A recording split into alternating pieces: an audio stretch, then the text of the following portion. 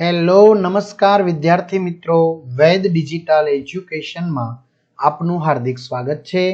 આજે આપણે ધોરણ 5 વિષય આસપાસ એટલે કે પર્યાવરણની અંદર દ્વિતીય સત્રાંત પરીક્ષા તારીખ 9/4/2025 ના રોજ આપણું જે પેપર લેવાનું છે એનું 100% સંપૂર્ણ પેપરનું સોલ્યુશન જોઈએ। તો ખાસ વિદ્યાર્થી મિત્રો ચેનલમાં નવા હોય તો ચેનલ સબસ્ક્રાઇબ કરો જેથી તમને 12 ધોરણ સુધીના વિડીયોની નોટિફિકેશન મળી શકે। વિડીયો લાઈક કરો, તમારા મિત્રો દોસ્તોને શેર કરો। ધોરણ 5 વિષય પર્યાવરણ વાર્ષિક પરીક્ષા પેપર 2025 કુલ ગુણ 40। તો વિદ્યાર્થી મિત્રો 40 માંથી 40 ગુણ આપણે મેળવવાના જ છે, તો એના માટે તમારે આ વિડીયો સંપૂર્ણ નિહાળવો પડશે, બરાબર? કે 40 માંથી 40 ગુણ કેવી રીતે પ્રાપ્ત કરી શકાય, એના માટે આપણે શું તૈયારી કરવી? પેલું આપેલા વિકલ્પોમાંથી યોગ્ય વિકલ્પ પસંદ કરી નીચેના આપેલા પ્રશ્નોના જવાબ લખો। તો નીચેનામાંથી કયું લક્ષણ વારસાગત નથી? કેન્સર થવું। નીચેનામાંથી કોના શારીરિક લક્ષણો બાળકમાં આવવાની શક્યતા રહેલી નથી તો મામી। નીચેનામાંથી કયું લક્ષણ વારસાગત છે? શારીરિક દેખાવ। નીચેનામાંથી કોના શારીરિક લક્ષણો બાળકમાં આવવાની શક્યતા રહેલી છે? દાદા। નીચેનામાંથી કયો રોગ વારસાગત નથી? પોલિયો। ઘણા બધા વિદ્યાર્થી મિત્રોનું કેવું એવું છે સર આ જ પૂછાશે? મિત્રો આ પ્રમાણે પૂછાશે, બરાબર? તો આપણે આવા 5 પેપર દરેક વિષયના તૈયાર કરેલા છે, દરેક વિષયના તૈયાર 5 સરસ મજાના સોલ્યુશન સાથેના પેપર છે, જેને આપણે કહીશું પેપર સેટ, બરાબર? તો એ તમે જો વાંચી લેશો, મેળવી લેશો તો તમને આરામથી તમારી જે ધારણા છે 90-95%ની એ આરામથી પ્રાપ્ત કરી શકશો। એ કરવું પડે પ્રમાણે ભાઈ વાર્ષિક પરીક્ષાના આઈએમપી પેપરનું સંપૂર્ણ સોલ્યુશનો સાથે પેપર ગણિત, ગમ્મત, ગુજરાતી, આસપાસ, અંગ્રેજી, હિન્દી। ઓકે, તો આ બધું આપણી વેદ ડિજિટલ એજ્યુકેશન નામની એપ્લિકેશનમાંથી તમને પ્રાપ્ત થશે। 3 થી 12 ધોરણના વિદ્યાર્થી મિત્રો વિડીયો લેક્ચર, સ્વાધ્યાય, અભ્યાસ, પરીક્ષા માટે ઉપયોગી પેપરો, એકમ કસોટી, સ્વાધ્યાય પોથી બધું જ। ગેમ ડાઉનલોડ કરો, ત્યાં જઈને વેદ ડિજિટલ એજ્યુકેશન નામની એપ્લિકેશન ડાઉનલોડ કરો, ઓપન કરશો એટલે આ પેજ ખુલે, એમાં તમારા પોતાના મોબાઈલ નંબર નાખો, સેન્ડ ઓટીપી કરો, 4 આંકડાનો વિદ્યાર્થી મિત્રો ઓટીપી નાખશો, તમારામાં આવશે તો પેડ કોર્સમાં જુદા જુદા પેડ પ્લાન તમને મળી જશે, બરાબર? શું મળી જશે? Paid plan. એમાંથી તમને પેપર શીટ ધોરણ 5 માં મળી જશે। એક્ઝામ પેપરમાં અત્યાર સુધી લેવાયેલી એકમ કસોટીના પેપરો 3 થી 12 માં 3 થી 12 ધોરણના વિડીયો તમને ફ્રીમાં મળશે, બરાબર? ઉનાળામાં 6ઠા ધોરણના વિડીયો જોજો।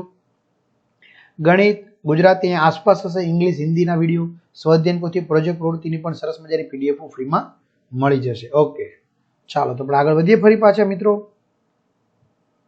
નીચે આપેલી બાબતોમાં હવાનો ઉપયોગ થાય છે અને હવાનો ઉપયોગ થતો નથી, તેમાં તમારે વર્ગીકરણ કરવાનું છે।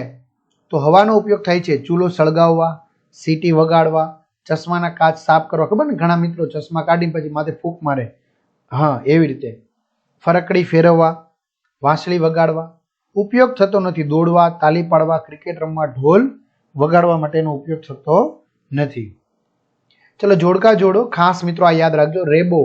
રેબોમાં શું આવશે? ડી શંકુ આકારનો તંબુ, ચાંગપા, ઈ પર્વતોમાં રહેતી જાતિ, ડોંગા, બી પાણીમાં રહેવાનું ઘર, લેખા ઘેટા બકરા રાખવાની જગ્યા, અને ચાંગથાંગ પથરાળ મેદાની પ્રદેશ। આ ખાસ મિત્રો કરવાનું છે, આમાંથી આવું પૂછાશે। ચલો ખોટો શબ્દ છેકી વિધાનને સાચું બનાવો। વાવાઝોડું આવે ત્યારે ઘરમાં રહેવું જોઈએ, મેદાન ઉપર ચેકો। બહારથી આવેલા મહેમાનને મોંઘેરા મહેમાન ગણવામાં આવે છે, વણનોતરિયા ઉપર ચેકો। જંગલો સહિયારી બેંક ગણાય છે, ખાનગી ઉપર ચેકો। પરિવાર સાથે લાંબા સમય સુધી બહાર ગામ જતા બાળકોનું શિક્ષણ બગડે છે, શુદ્ર ઉપર ચેકો। છોકરા છોકરીઓની સરખી જુદી જુદી રમતો રમવી જોઈએ, કે સરખી રમતો સરખી જુદી જુદી ઉપર ચેકો। ચલો મને ઓળખો, હું ગુજરાતનું પાટનગર છું, ગાંધીનગર।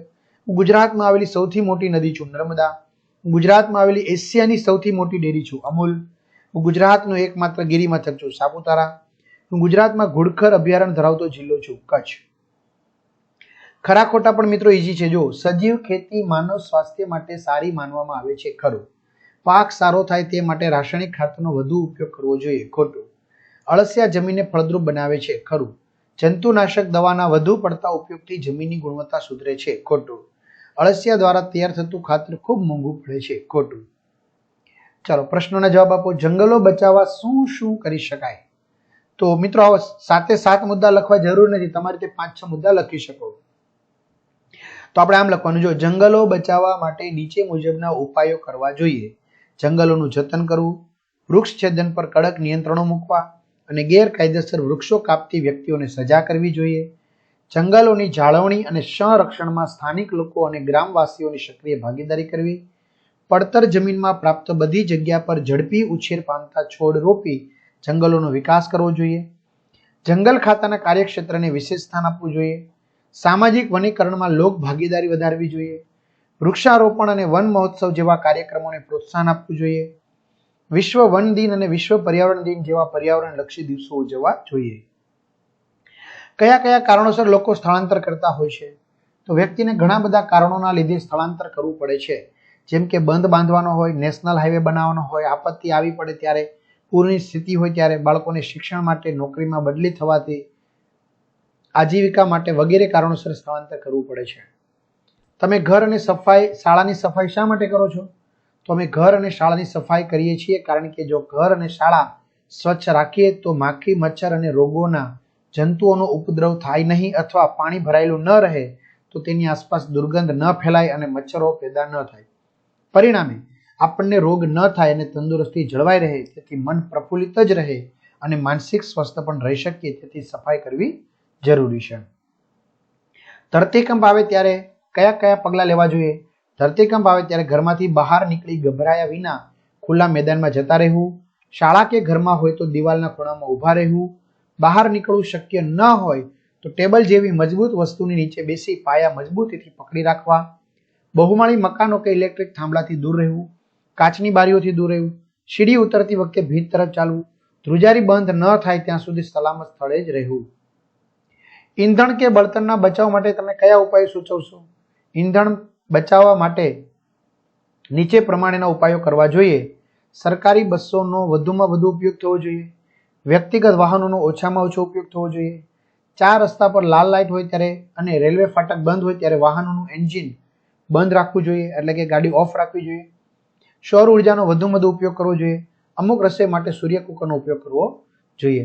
તો વિદ્યાર્થી મિત્રો, આ રીતે સરસ મજાનું જો આપણે આ સોલ્યુશન કરીએ તો આપણે 40માંથી 40 ગુણ લાવતા કોઈ ન રોકી શકે. તો આ દરેક વિષયના 5-5 પેપર મેં જે તમને કહ્યા કે પેડ કોર્સમાંથી જઈને વાર્ષિક પરીક્ષાનો પેપર પ્લાન લઈ લો તો મળી જશે. અને હા, બધા જ વિદ્યાર્થી મિત્રોની સારા માર્ક્સ માટેની વેદ ડિજિટલ પરિવાર શુભકામના પાઠવે છે. તમને આ વિડીયો કેવો લાગ્યો ચોક્કસથી કમેન્ટ કરજો. અહીં સુધી રાખીએ. અસ્તુ. જય હિન્દ, જય ભારત.